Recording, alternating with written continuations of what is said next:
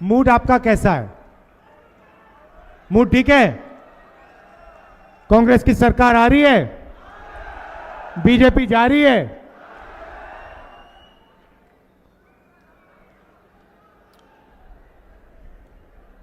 ये जो लड़ाई चल रही है, ये विचारधारा की लड़ाई है। चुनाव हो रहे हैं, अभी लोकसभा का एक बड़ा चुनाव हुआ, बड़ा युद्ध हुआ, और अभी ये छोटा हरियाणा में उसी विचारधारा का एक युद्ध हो रहा है। एक तरफ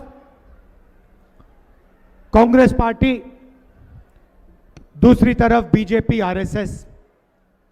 हम कहते हैं कि हिंदुस्तान को संविधान से चलाना चाहिए।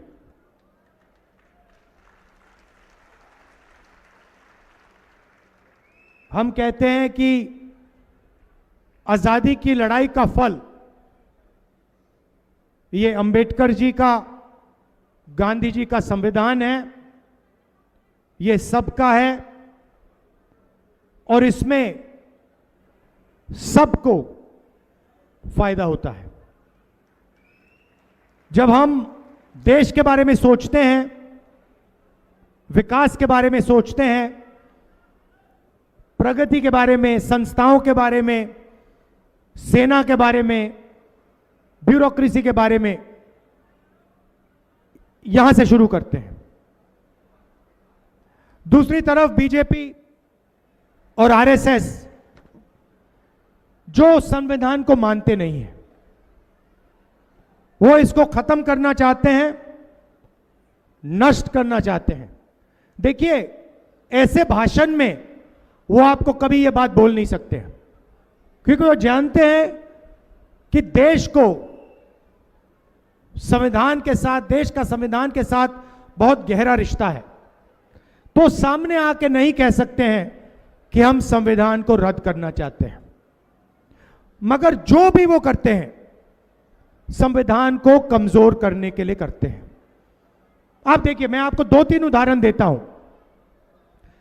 जब कांग्रेस की सरकार होती है, हम मीडिया पर दबाव नहीं डालते। हम चाहते हैं कि मीडिया इंडिपेंडेंट रहे और मीडिया सच्चाई बोले। बीजेपी मीडिया पे दबाव डालते हैं, प्रेशर डालते हैं, मीडिया के लोगों को डराते हैं, संविधान पर आक्रमण करते हैं। संस्थाओं को देखिए, कांग्रेस की सरकार होती है, इलेक्शन कमीशन, एजेंसीज, इन सब में हम इंडिपेंडेंस चाहते हैं। हम चाहते हैं कि ये देश की एजेंसीज हो, देश की संस्थाएं हो, किसी एक पार्टी की संस्थाएं, किसी एक व्यक्ति की संस्थाएं ना हो। और जहां भी आप देखोगे, एजेंसीज में आरएसएस अपने लोग डालते हैं, बीजेपी अपने लोग डालते हैं। यहां पुनिया जी खड़े हुए हैं, जिंदगी भर इन्होंने मेहनत की, और आपने देखा हमारे पहलवानों के साथ बीजेपी ने क्या किया। देश के सामने बिना डरे उनका एक मेंबर बलात्कार कर रहा है, सेक्सुअल हरासमेंट कर रहा है, उनको कुछ लेना देना नहीं। वो भी संविधान पर आक्रमण है, क्योंकि संविधान कहता है कि इस देश में हर महिला की रक्षा होनी चाहिए। और जब नरेंद्र मोदी जी चुप रहते हैं, जब मणिपुर जलता है और नरेंद्र मोदी कुछ नहीं कहते, 1.5 साल हो गए वहां तक नहीं, वहां गए नहीं, तब नरेंद्र मोदी संविधान पर आक्रमण कर रहे हैं।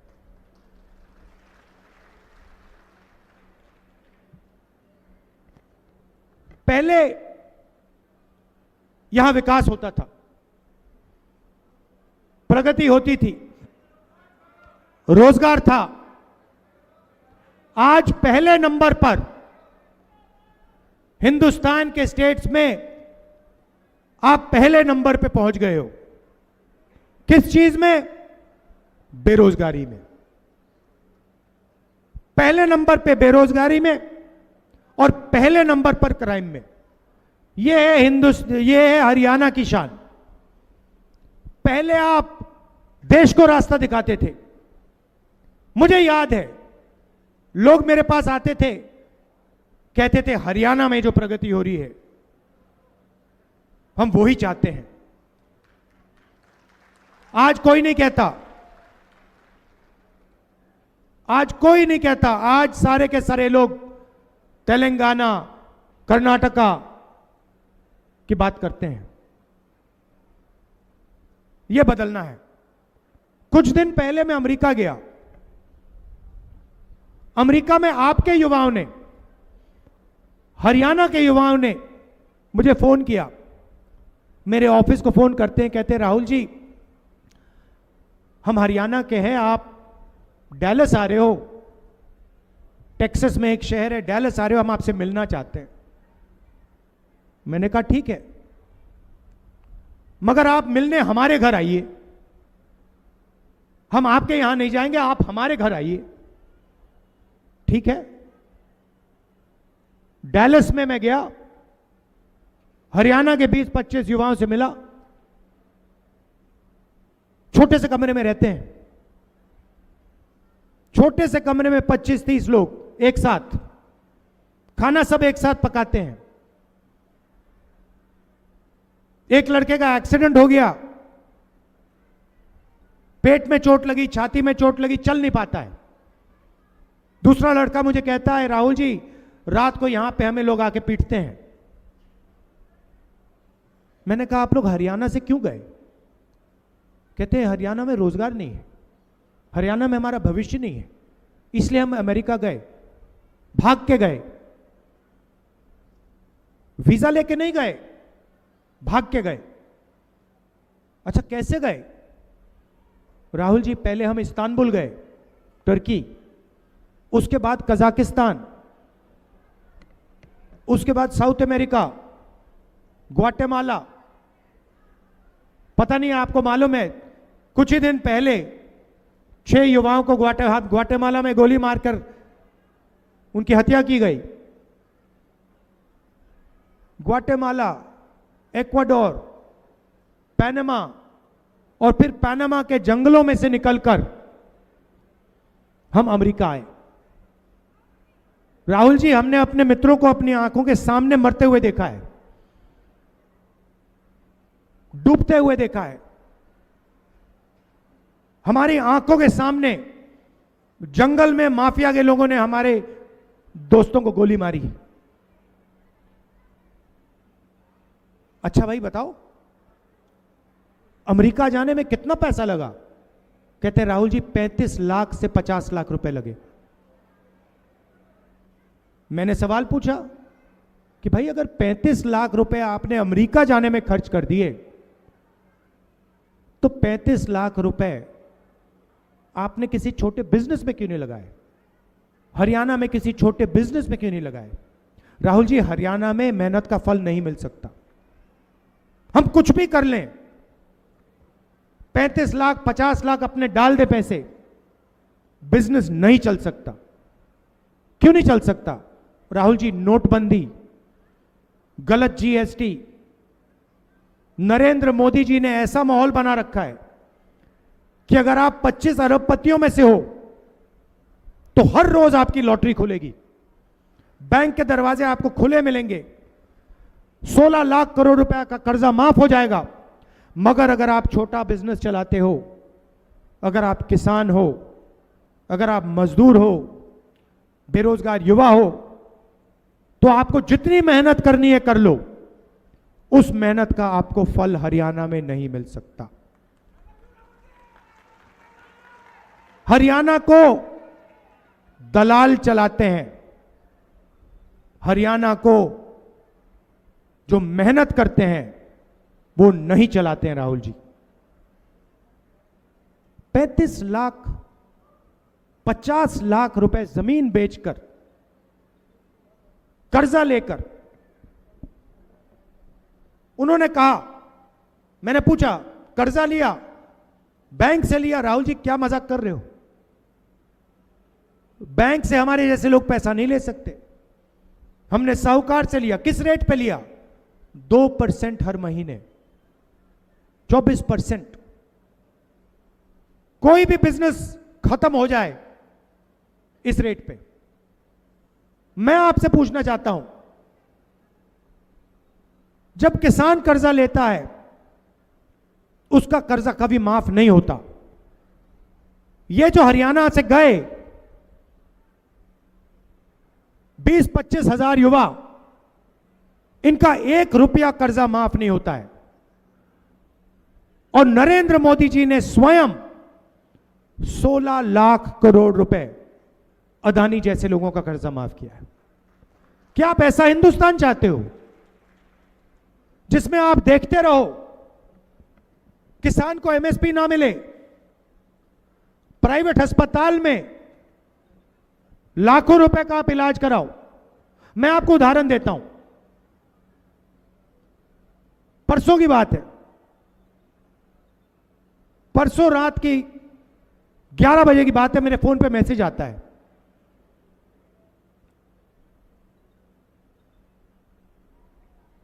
जिम इंस्ट्रक्टर का।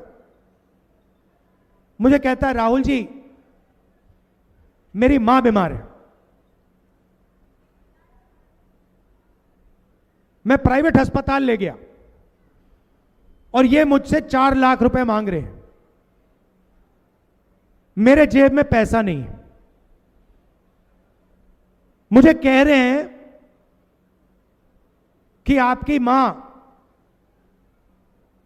अगर आपने इनकी आज मदद नहीं की तो आपकी मां मर जाएंगी।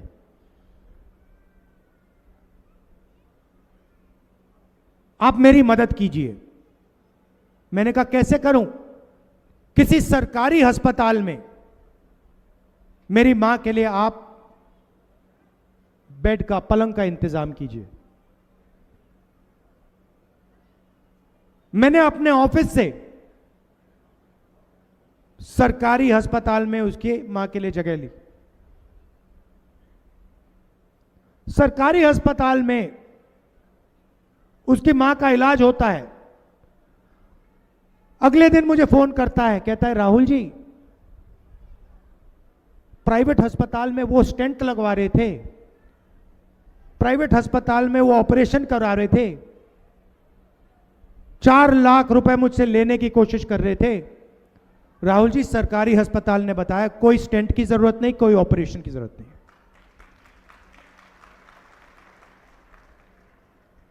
आपने मेरी मां की जान बचा दी, सरकारी अस्पताल ने मेरी मां की जान बचा दी। यह हिंदुस्तान की सच्चाई है। आपको बीमारी हो ना हो, प्राइवेट अस्पताल में आप जाएंगे तो लाखों रुपए आपके जेब से निकलेंगे। बच्चे की शिक्षा करवानी हो, इंजीनियर बनवाना हो, डॉक्टर बनवाना हो, लाखों रुपए हिंदुस्तान के गरीब लोग अपने जेब से देते हैं। किसान अपनी मेहनत का पैसा देता है, मजदूर देते हैं, और उसके बाद पता लगता है हरियाणा में बेरोजगारी है, डिग्री का कोई मतलब ही नहीं है, सर्टिफिकेट का कोई मतलब ही नहीं, शिक्षा का कोई मतलब ही नहीं। 10-15 साल बाद पता लगा कि लाखों रुपए प्राइवेट अस्पताल को पकड़ा दिए, लाखों रुपए private school, private college, private university को पकड़ा दिए, और हाथ में कुछ मिला नहीं। यह है नरेंद्र मोदी जी का मॉडल, बीजेपी का मॉडल। कुछ दिन पहले भाषण चल रहे थे, ऐसे ही भाषण चल रहे थे, हुड्डा जी ने भाषण दिया, मेरी बहन भी थी, प्रियंका ने भी भाषण दिया, और वहां सब कह रहे थे कि सबकी इज्जत होनी चाहिए, सबकी रिस्पेक्ट होनी चाहिए। मैं सुन रहा था और मैंने कहा हां, इज्जत तो होनी चाहिए। और मोदी जी 24 घंटा इज्जत की बात करते हैं कि भैया इसकी इज्जत की, उसकी इज्जत की, मगर मैंने सोचा कि भैया पैसे के बिना इज्जत का कोई मतलब नहीं है। अगर किसान का बेटा या मजदूर का बेटा भूखा मर रहा है और कोई उसकी जाके इज्जत करे, तो वो इज्जत खोखली है। तो मेरा एक लक्ष्य है, और मैं आपको साफ बता देता हूं, और ये जो मीडिया वाले हैं, अदानी वाले, अंबानी वाले, इनको ये बात अच्छी नहीं लगेगी।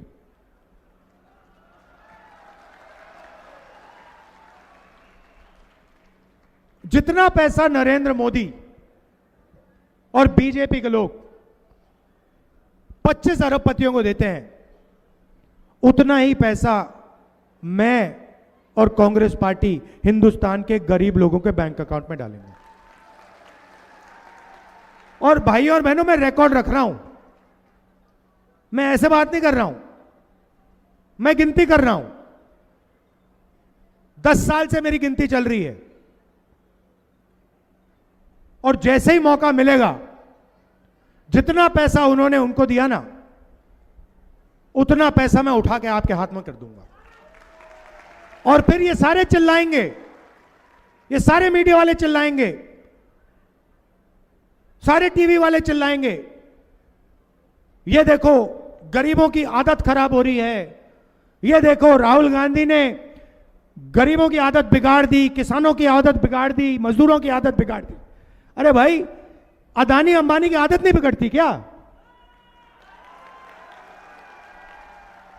उनके लाखों करोड़ रुपए माफ हो जाते हैं, उनकी आदत नहीं बिगड़ती, उनका विकास हो रहा है। और जब किसान का कर्जा माफ किया तो कहते भाई देखो आदत बिगाड़ दी। मनरेगा, मजदूरी करता है आदमी, प्रेस वाले लिखते हैं देखो गरीबों की आदत खराब हो रही है। आपने अब उनकी बहुत आदत खराब की है, अब हम इनकी आदत खराब करेंगे। मैं सिर्फ न्याय मांग रहा हूं। मेरा कहना है, अगर अंबानी का, अदानी का लोन माफ हो सकता है, तो फिर किसान का लोन माफ होगा। अगर अंबानी मार्केट में चिप्स बेचता है, कैंपा कोला बेचता है,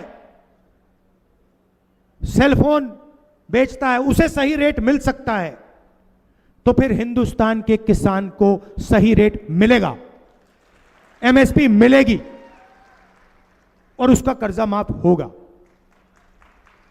और यही लड़ाई है। कॉन्स्टिट्यूशन क्या कहता है? कॉन्स्टिट्यूशन कहता है भैया सब लोग एक जैसे हैं, समानता होनी चाहिए, 36 की 36 बरादरियों को एक जैसा फायदा मिलना चाहिए। कॉन्स्टिट्यूशन यह कहता है।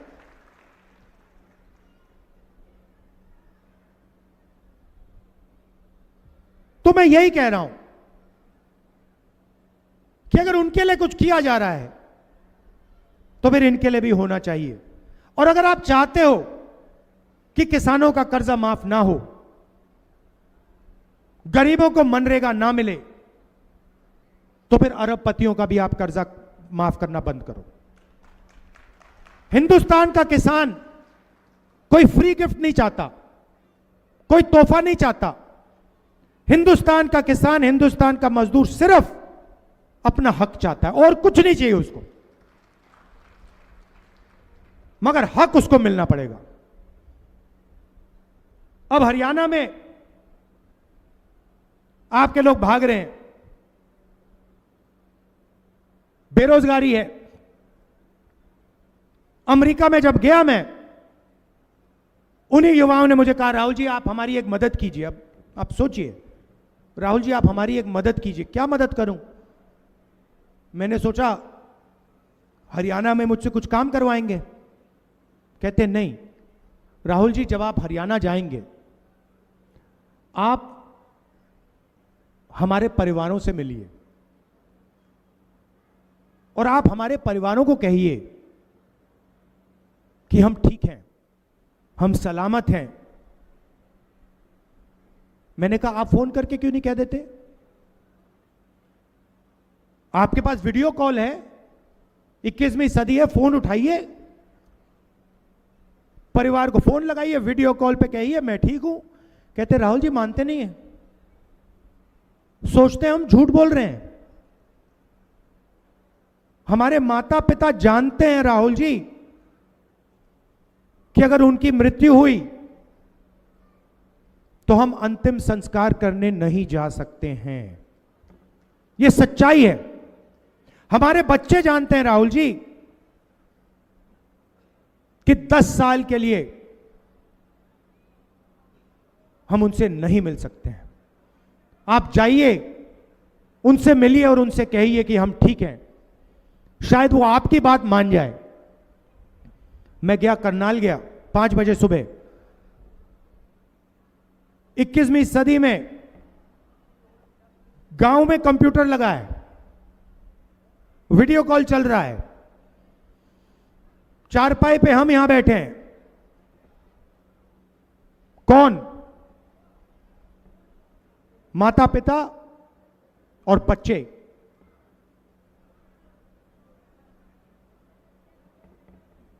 बेटे उधर, उनके बच्चे इधर, उनके माता पिता इधर और वो उधर, और बात चल रही है। मां कहती है, राहुल जी मेरा बेटा वापस कब आएगा?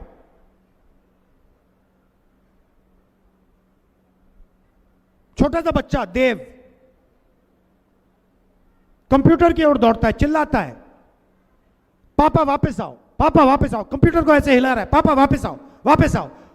पापा देख रहे हैं उसको, मुस्कुरा रहे हैं। मुझे दिख रहा है कि ये रोना चाहता है, अपने बच्चे से गले मिलना चाहता है,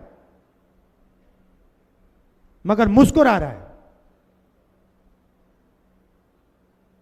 और अपने बच्चे से झूठ बोल रहा है कि बेटा जल्दी से जल्दी आऊंगा, जल्दी आ जाऊंगा, घबराओ मत।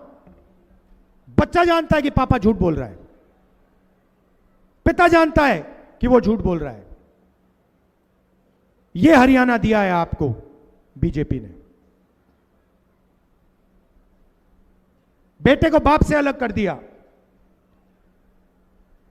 मां से अलग कर दिया, और फिर देशभक्ति की बात करते हैं। पूरा हरियाणा जानता है कि हरियाणा में ड्रग्स फैल रहा है। आप सब जानते हो। पहले पंजाब में ड्रग्स हुआ करते थे। मैंने पंजाब में जाके कहा, अकाली दल के लोगों ने कहा राहुल गांधी ने क्या बात कर दी। फिर वहां की सच्चाई निकली और मुझे आज तक याद है, हमारी यहां सरकार थी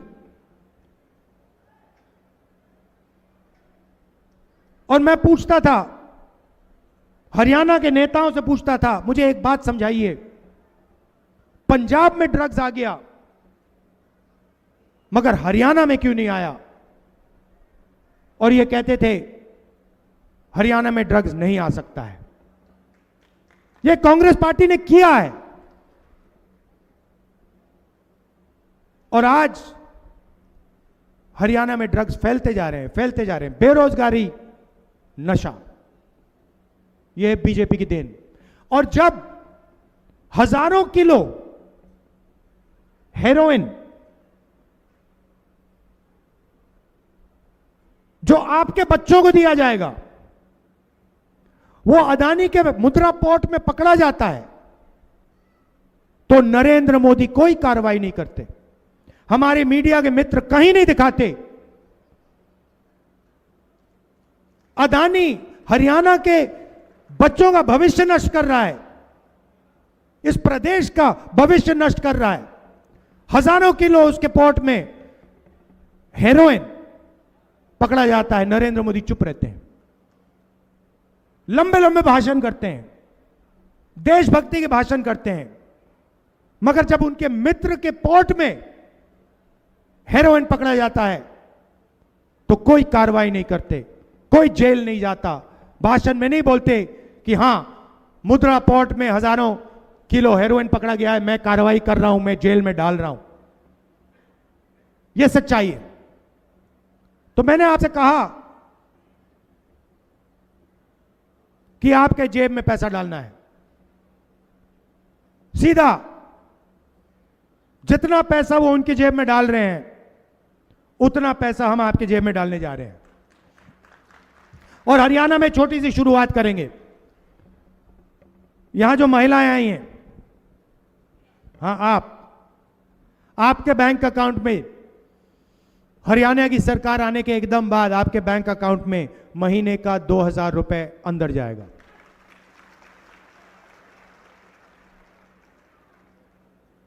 और आज आप 1,200 रुपए का सिलेंडर खरीदती नहीं खरीदती हैं? 500 रुपए का सिलेंडर होगा और 700 रुपए उसके जो बचेंगे वो आपके जेब में जाएंगे। सामाजिक सुरक्षा, बीजेपी ने आपसे ओल्ड पेंशन स्कीम छीनी, हम आपको वो ओल्ड पेंशन स्कीम वापस देने जा रहे हैं। और 6,000 रुपए हर महीने बुजुर्गों के पेंशन के लिए, विकलांगों के पेंशन के लिए हम देने जा रहे हैं, विधवाओं के पेंशन के लिए हम देने जा रहे हैं। 2 लाख सरकारी नौकरियां भरी नहीं गई हैं। अभी आपने जल्दी ताली बजा दी, अभी तो मैंने बात ही नहीं बोली। जो जरूरी बात है तो मैंने बोली भी नहीं, अभी आपने ताली बजा दी, क्योंकि आप समझ गए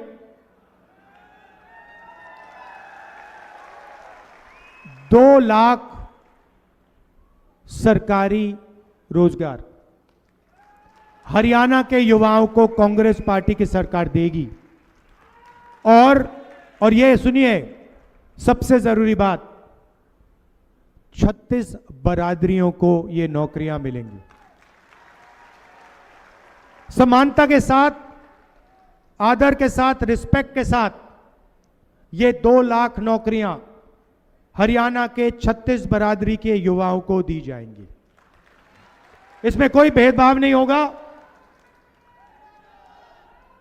36 के 36 बरादरियों को ये नौकरियां दी जाएंगी।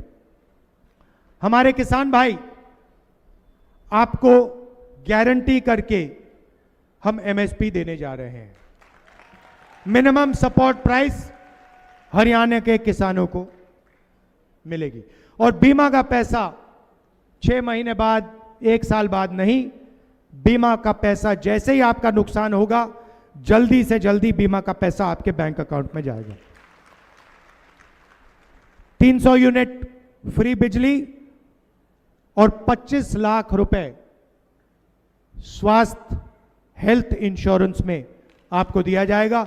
जो भी आपको ऑपरेशन करवाने हो, स्टेंट लगवानी हो, पेट का ऑपरेशन करना हो, किडनी का ऑपरेशन करना हो, जो भी ऑपरेशन आपको करना होगा, आपको करवाने के लिए 25 लाख रुपए तक बीमा का पैसा मिलेगा।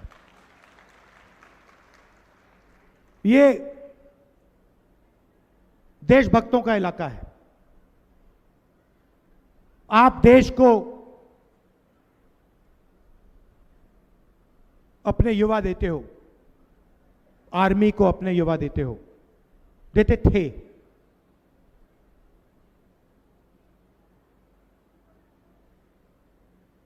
अगर आप अग्निवीर स्कीम को समझना चाहते हो, आज मैं आपको समझा देता हूं। नरेंद्र मोदी ने यह नाम दिया अग्निवीर। आप जानते हो अग्निवीर स्कीम का लक्ष्य क्या है? इसके 2 लक्ष्य हैं। यह अच्छा नाम दिया है, लेबल दिया है, अग्निवीर। इसका लक्ष्य जानते हो आप? कोई बता सकता है? कोई बता सकता है? इसके 2 लक्ष्य हैं। सबसे पहला लक्ष्य, जो पैसा हमारे जवानों की ट्रेनिंग में जाता था, हमारे जवानों के पेंशन में जाता था, हमारे जवानों के परिवारों को कैंटीन दिलवाने में जाता था, और हमारे जवानों के कॉम्पनसेशन के लिए, जब वो शहीद होते थे, कॉम्पनसेशन के लिए जाता था, ये उसको छीनने का तरीका है। आइडिया क्या है? 4 युवाओं को आर्मी में लो, 4 साल बाद 3 को भगा दो,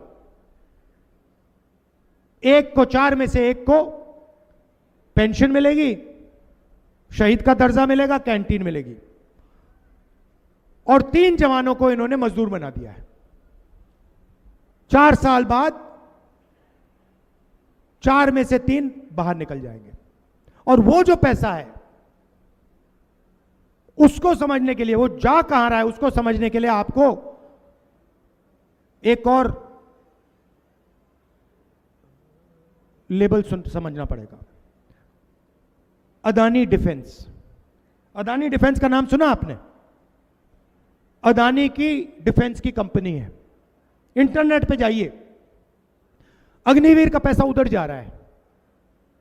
इंटरनेट पे जाइए, अदानी डिफेंस टाइप कीजिए, उस पे आपको हथियार दिख जाएंगे। उस वेबसाइट पे आपको ड्रोन दिखेगा, मिसाइल दिखेंगे, राइफल दिखेगी, पिस्तौल दिखेगी, मशीन गन दिखेगी, सारी की सारी आपको अदानी डिफेंस की वेबसाइट पे दिखेगी। मजे की बात यह है कि अदानी उनमें से एक भी चीज नहीं बनाता। वो सारी की सारी चीजें या अमेरिका की फैक्ट्री बनाती हैं, या इजराइल के लोग बनाते हैं, या किसी दूसरे देश की फैक्ट्रियां बनाती हैं। वो माल यहां आता है, अदानी जी की फैक्ट्री में आता है, उसमें अडानी डिफेंस का लेबल लगता है, अग्निवीर के पैसे से वो हथियार खरीदे जाते हैं। आपको नरेंद्र मोदी जी कहते हैं आत्मनिर्भर भारत, मेक इन इंडिया। इस साइड से अग्निवीर के जवानों का पैसा निकलता है आपकी जेब में से और सीधा अदानी जी के जेब में जाता है। यह है सिस्टम। आपको सिर्फ 2 नाम याद रखने हैं, अदानी डिफेंस और अग्निवीर। और पूरा का पूरा पैसा जो जवानों का पैसा था वो अग्निवीर से छीना जाता है और अदानी डिफेंस में डाला जाता है। मार्केटिंग उनकी अदानी जी करते हैं, मीडिया वाले करते हैं। मोदी जी आपको भाषण देते हैं, देशभक्ति का भाषण देंगे, आत्मनिर्भरता का भाषण देंगे, मेक इन इंडिया का भाषण देंगे। मेक इन इंडिया का मतलब अदानी डिफेंस, एक लेवल लगता है ऊपर से, वो मेक इन इंडिया हो जाता है, उसका डिफेंस का पूरा पैसा उधर चला जाता है। ये सच्चाई है और पूरा देश जानता ही है। तो चुनाव में यहां पर आप कांग्रेस पार्टी को पूरा समर्थन दीजिए।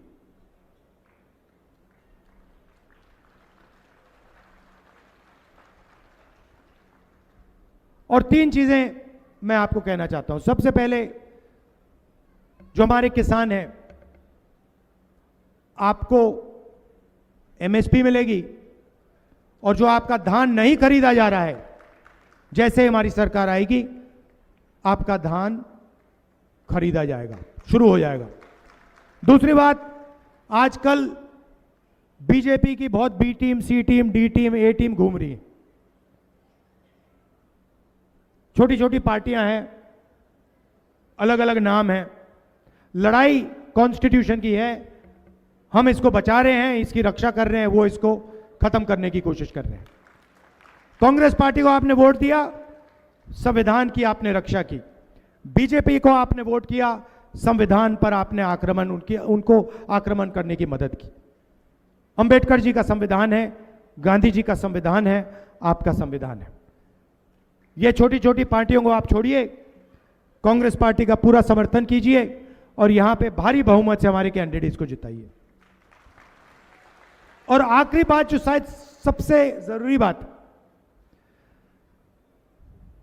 कन्याकुमारी से कश्मीर तक हमने यात्रा की। भारत जोड़ो यात्रा उसका नाम था। यात्रा में हमने मोहब्बत की बात की। हमने कहा कि